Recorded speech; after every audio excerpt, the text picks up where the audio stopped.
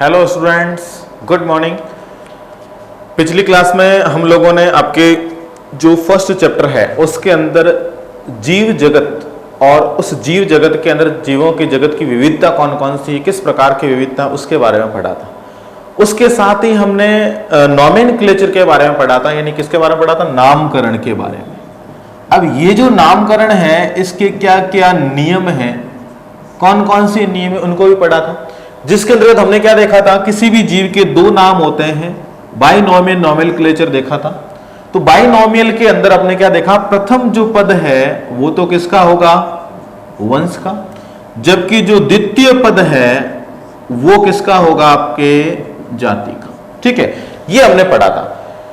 इसके साथ और भी हमने जो नियम है वो सारे के सारे हमने देखे थे कि इसको इटैलिक लिखा जाता है, यदि हाथ से लिखते हैं तो इसको सेपरेटली अंडरलाइन की जाती है, वंश और स्पीसीज के नाम को, और जिस वैज्ञानिक ने इसको पहले खोजा उसी का नाम हम लोग लिख सकते हैं, कौन से वैज्ञानिक ने इसे सबसे पहले खोजा था। ठीक है ना।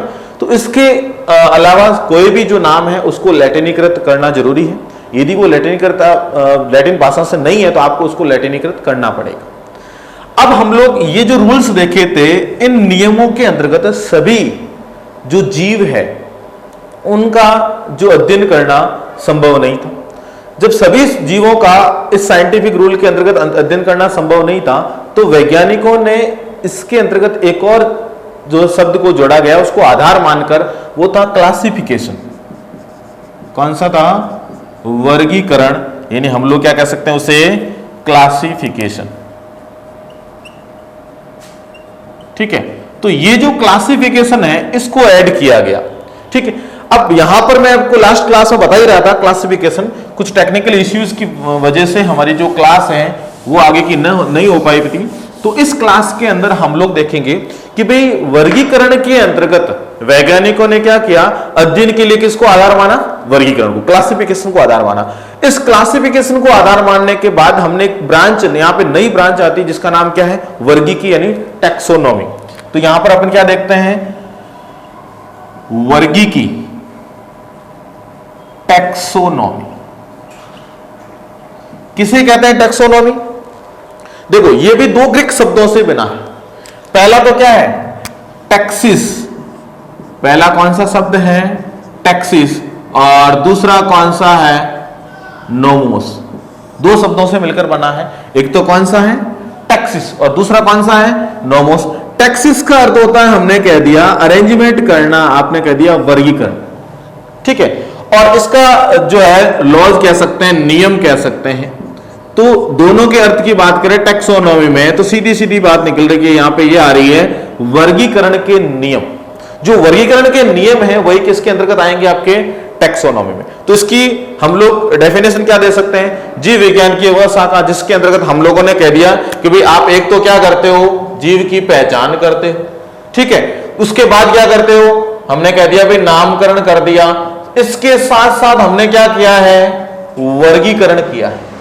वर्गीकरण और उसके साथ वर्गीकरण के जो नियम है और उसके आधार क्या क्या है, नियम व आधारों का जो अध्ययन किया जाता है, उन सब की जो ब्रांच होती है वो कौन सी आपकी होती है?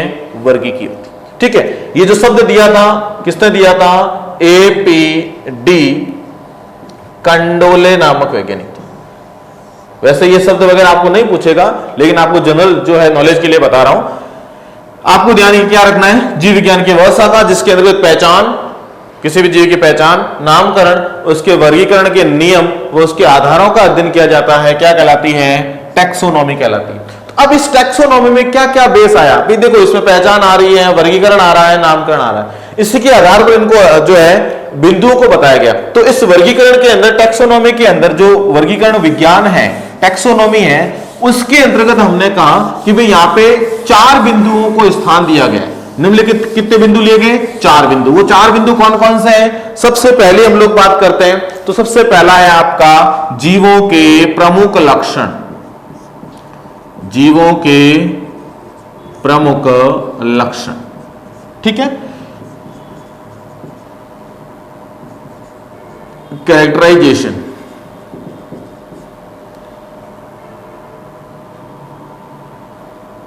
ठीक है, उसके बाद हम लोग दूसरा कौन सा लेते हैं? जीवों की पहचान। जीवों की पहचान में क्या होगा? आइडेंटिफिकेशन। ठीक है। अब उसके बाद हम लोग तीसरी कौन से लेते हैं? क्लासिफिकेशन, यानी कौन सा? वर्गीकरण। देखो एक एक चीज को हम लोग अच्छे से पढ़ेंगे, डिस्कस करेंगे। क्लासिफिकेशन। और फोर्थ वन कौन सा आपका? नामकरण, जिसको पिछली क्लास में भी हमने अच्छे से पढ़ा था। इसको कहते हैं नोमेनक्लेचर। देखो इंग्लिश वाली टर्मिनोलॉजी भी है, आप लोग साथ साथ देखते जाना। ऐसा नहीं कि सर हम तो हिंदी मीडियम से है तो हमें इंग्लिश की कहाँ जरूरत पड़ेगी। आगे कहीं भी जाओगे जरूरत पड़ेगी, और धीरे धीरे आपके हैबिचुअल हो जाओगे तो कोई दिक्कत नहीं आएगी। ठीक है। तो सबसे पहले हम लोग बात करें, 4 बिंदु दिए गए। कौन कौन से बिंदु थे? सबसे पहला कौन सा है? जीवों के प्रमुख लक्षण, कैरेक्टराइजेशन। सेकंड वन कौन सा है? आइडेंटिफिकेशन। थर्ड वन कौन सा है? क्लासिफिकेशन। और फोर्थ वन कौन सा है? नोमेनक्लेचर। तो ये चारों के चारों जो बिंदु है, इसी क्रम में आपको याद रखना है कि इसके अंदर टैक्सोनॉमी के अंदर, वर्गीकरण के अंतर्गत हमने देखते हैं कि इनके अंदर 4 बिंदुओं को स्थान दिया। अब एक एक को हम लोग डिटेल से पढ़ेंगे। सबसे पहला देखते हैं कौन सा? जीवों के प्रमुख लक्षण। जीवों के प्रमुख लक्षण क्या है? कोई भी जीव है वो एक दूसरे से, एक ग्रुप से दूसरे ग्रुप से क्या होता है? भिन्न होता है। एक जीव की खासियत क्या होती है? वो अपने किसी दूसरे ग्रुप से क्या होता है? अलग होता है। और ये विशिष्ट लक्षण उसकी विशिष्टता को दर्शाते हैं, स्पेसिफिक बनाते हैं खुद को। और यही जो लक्षण है वो क्या कहलाते? कौन से लक्षण कहलाते हैं? कुंजी लक्षण कहलाते हैं। कौन से लक्षण कहलाते हैं? कुंजी लक्षण, की कैरेक्टर कहलाते हैं। तो ये जो कुंजी लक्षण है, ये जीवों के प्रमुख लक्षण होते हैं। इन्हीं कुंजी लक्षणों के आधार पर जीव की हम लोग क्या करते हैं? पहचान करते हैं। भाई इन्हीं कुंजी लक्षणों के आधार पर जीव की क्या करते हैं? पहचान करते हैं। भाई किस प्रकार से जीव है, उसकी आइडेंटिफिकेशन क्या है।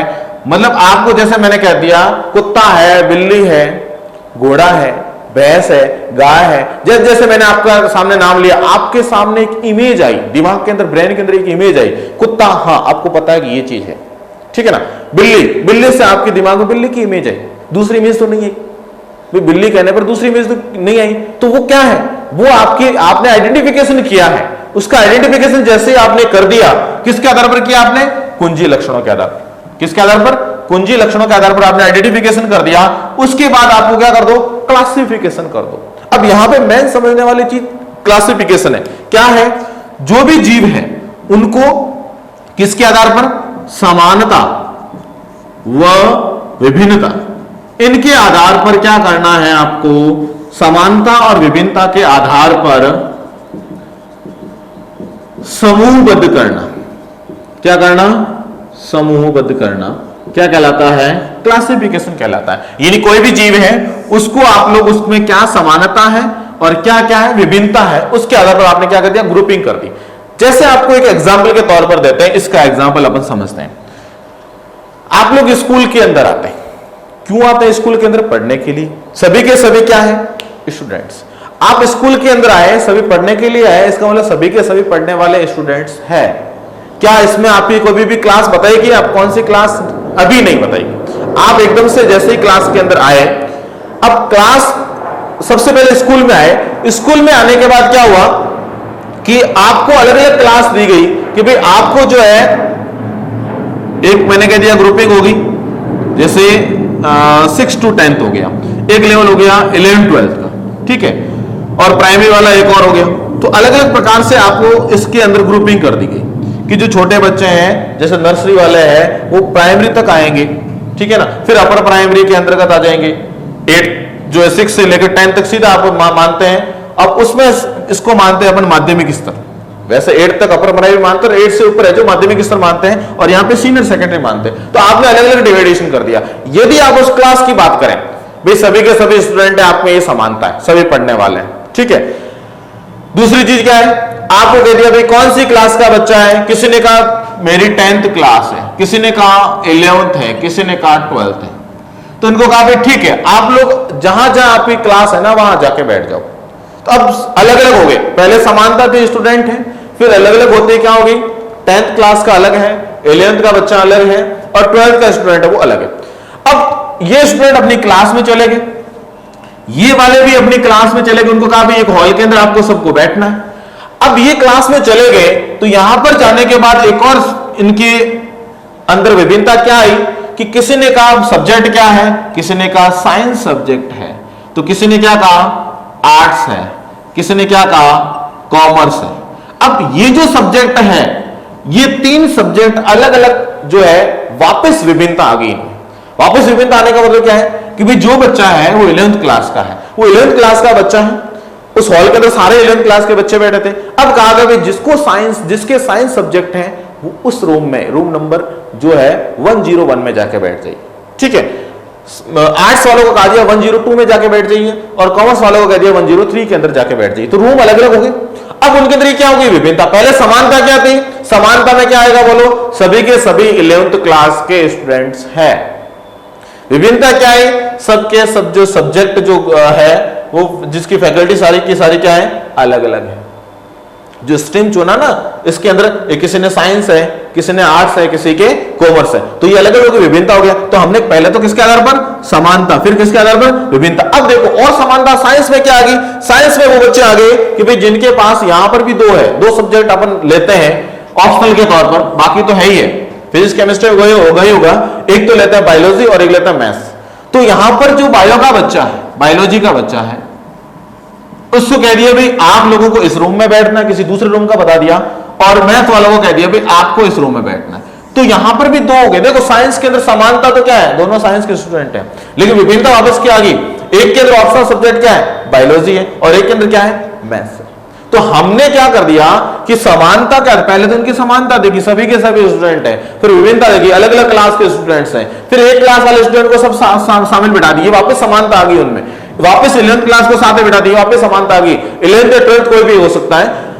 अब 11th क्लास के बच्चों को वापस विभिन्नता देखनी है, तो हमने क्या स्ट्रीम को देखा, कौन कौन सा स्ट्रीम है, यानी साइंस से है या आर्ट्स से है या कॉमर्स है।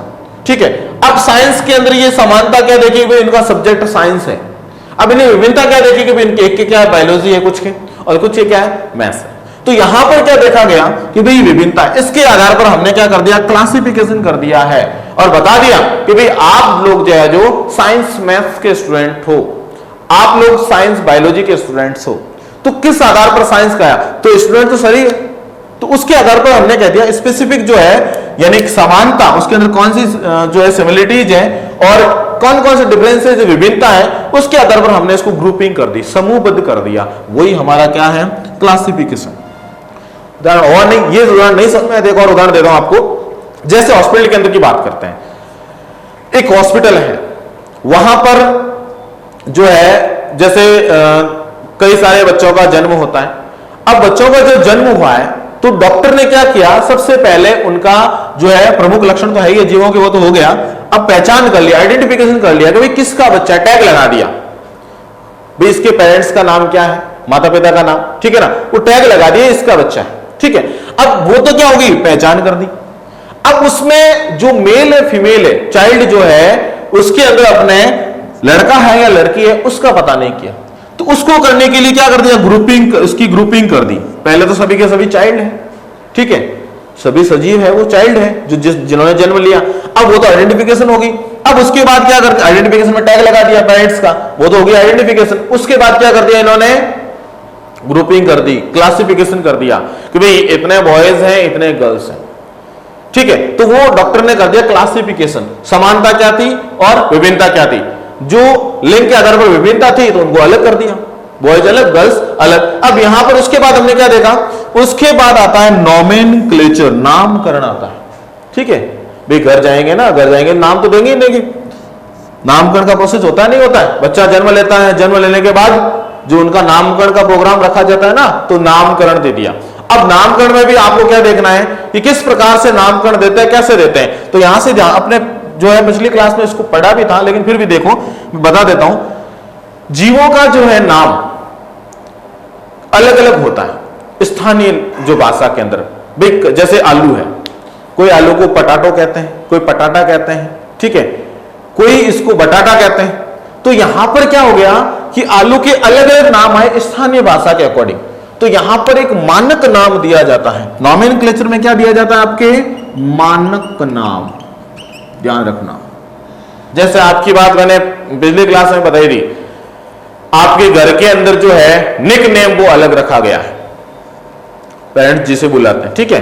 फ्रेंड सर्किल में आपको अलग नाम से बुलाते हैं, और स्कूल में जब नाम लिखवाया जाता है तो आपका एक अलग नाम होता है। तो वो स्कूल का नाम जो होता है ना, वही आपका मानक नाम है। सारे डॉक्यूमेंट्स में वही चलता है।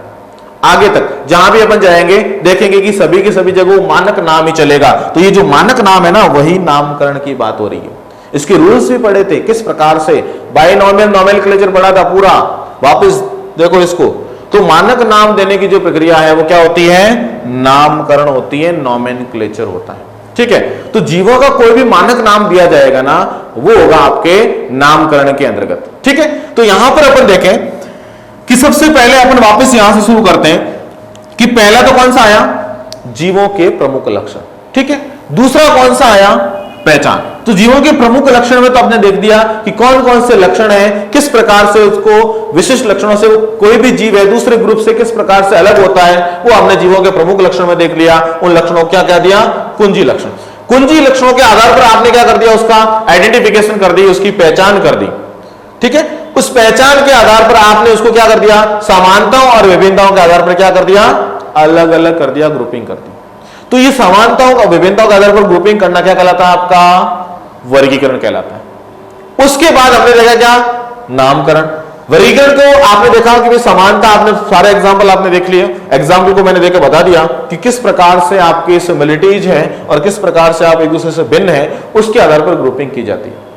ठीक है, और यही इसी को अपने ऐड किया था, बाकी सारे तो थे पहले, पहचान था, नामकरण था, लेकिन वैज्ञानिकों ने जो मेन जो बेस बनाया वापस, उससे इजी रहे, सभी चीजों का अध्ययन आराम से किया जा सके, तो वो आधार क्या था, क्लासिफिकेशन था, वर्गीकरण था। ठीक है, अब उसके बाद क्या किया, क्लासिफिकेशन के बाद क्या किया, उसका नोमेनक्लेचर। नोमेनक्लेचर की बात करते हैं, जीवों का एक मानक नाम देने की जो प्रक्रिया है ना, वो कौन सी है, आपके नोमेनक्लेचर।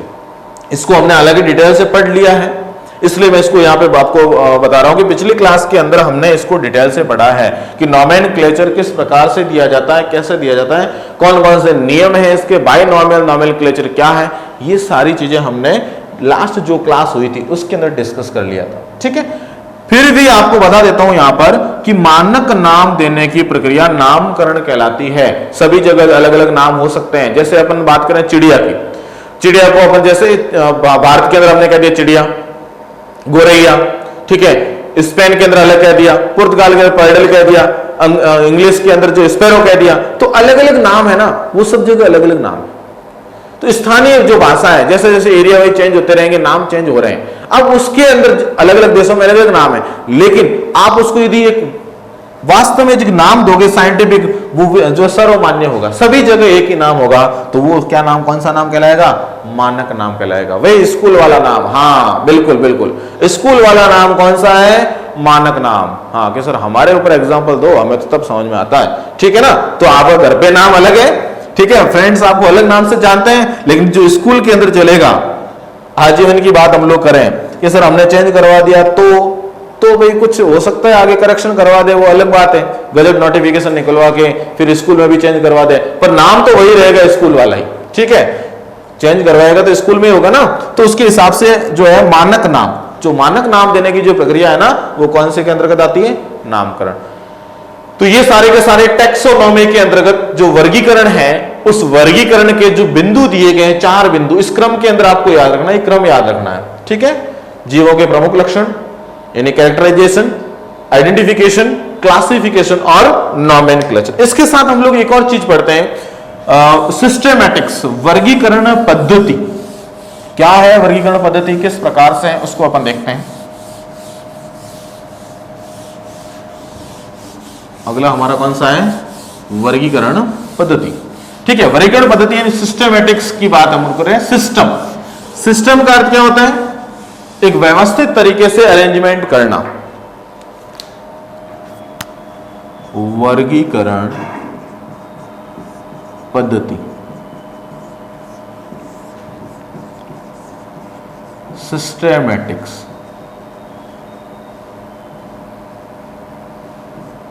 देखो, अब ये जो सिस्टेमैटिक्स है, नाम स्पष्ट है, ये शब्द किससे लिया गया है, सिस्टेमा से। ठीक है, याद करो, लेनियस की बुक कौन सी थी, सिस्टेमा नेचुरी थी। कौन सी बुक थी, सिस्टेमा नेचुरी। ये जो बुक थी किसकी थी? लेनियस की। तो उसी से शब्द यहां पे अपन देखते हैं सिस्टम आया है। सिस्टम का मतलब वर्गीकरण पद्धति, सिस्टमेटिक रूप से। अब सिस्टमेटिक रूप से कैसे करते हैं? कोई भी जो जीव है उसको व्यवस्थित रूप से हम लोग अरेंजमेंट करते हैं, वो वर्गीकरण पद्धति के अंतर्गत आएगा। आपने वर्गीकरण देख लिए, आपने नामकरण देख लिया, ठीक है, उसके नियम देख लिए, लेकिन उनके बीच में अंतर संबंधों का जो अध्ययन किया जाएगा वो क्या कहलाएगी? सिस्टमैटिक्स कहलाएगी। किसके बीच में? जीवों के बीच में अंतर संबंधों का जो अध्ययन किया जाएगा वो क्या कहलाएगी? सिस्टमैटिक्स कहलाएगी। ठीक है। अब ये अंतर संबंध अध्ययन कैसे किया जाता है? उद्विकासशील संबंधों का, इवोल्यूटरी जो रिलेशनशिप है उनका अध्ययन करेंगे ना, वो क्या कहलाएगी? आपका वर्गीकरण पद्धति कहलाएगी। ठीक है। अब ये भी आपको नहीं समझ में आती, एग्जांपल देता हूं इसके लिए। इवोल्यूटरी क्या, उद्विकासशील क्या है? जैसे अपन बात करें माता पिता की, जनक बात कर रहे हैं माता पिता, ठीक है। सपोज अपन एक कोई भी एक कैरेक्टर लेते हैं, जैसे हेयर कलर ले लिया अपन ने, हेयर कलर के अंदर इसका ले लिया अपन ने ब्लैक, ठीक है। ये भी क्या ले लिया? ब्लैक। अब दोनों की जो ऑफ स्प्रिंग है, मैंने कहा 1 2, ये हो गया फर्स्ट, ये होगी सेकेंड, ये थर्ड, ये फोर्थ, ये 4 संततियां हैं।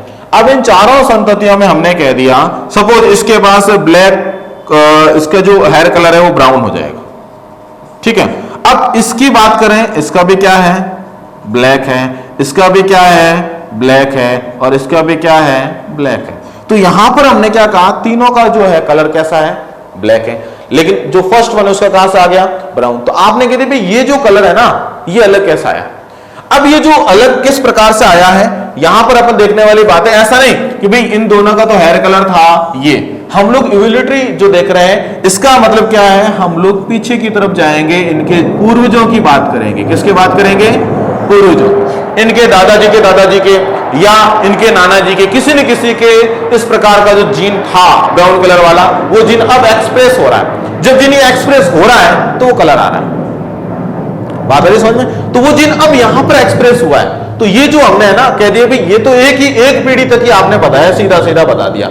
लेकिन हम लोग जो इवोल्यूटरी जो रिलेशनशिप निकालेंगे वो पीछे वाले जो पूर्वज है उनका भी रिलेशनशिप निकालेंगे, ठीक है। तो जब उनका भी रिलेशनशिप हम लोग करेंगे तो वो कौन सा हो जाएगा? आपका वर्गीकरण पद्धति हो जाएगा। क्लियर? तो जीवों का जो वर्गीकरण किया जाता है उसके नियम नामकरण है, उसके साथ उनके अंतर संबंधों का अध्ययन, इवोल्यूटरी जो रिलेशनशिप का अध्ययन किया जाएगा वो किसके अंतर्गत किया जाएगा? वर्गीकरण पद्धति के अंतर्गत। क्लियर? तो यहां पर आपको क्या देखना है? जैसे मैंने हेयर कलर का बता दिया ना आपको, तो यहां पे तीनों तो ये तो है ही, इनके अंदर तो ये आ गया, ये कहां से आया? ये कहां से? उनके जो पूर्वज है ना उनका कोई ना कोई जीन एक्सप्रेस हुआ है। पहले वो जीन एक्सप्रेस यहां पर नहीं हुआ था, इनमें नहीं हुआ, लेकिन इसके अंदर वापस जो जीन एक्सप्रेस हुआ है, यानी इनके जो है हो सकता है इनके जो पिता है यानी इसके नाना जी है, उससे ऊपर और भी हो सकता है। तो ये पीढ़ी दर पीढ़ी जेनेटिक अपन बात कर रहे हैं, तो जो पूर्वज है इवोल्यूटरी जो उद्विकासशील किस प्रकार से उनका विकास हुआ है, इवोल्यूटरी रिलेशनशिप को निकालते हैं। तो वो जो ब्रांच है वो कौन सी? आपकी वर्गीकरण पद्धति। ठीक है। आगे हम लोग जो है टैक्सोनॉमिक कैटेगरी जो आएगी, वर्गी की जो संवर्ग है, उसको हम लोग नेक्स्ट क्लास में पढ़ें। Thank you.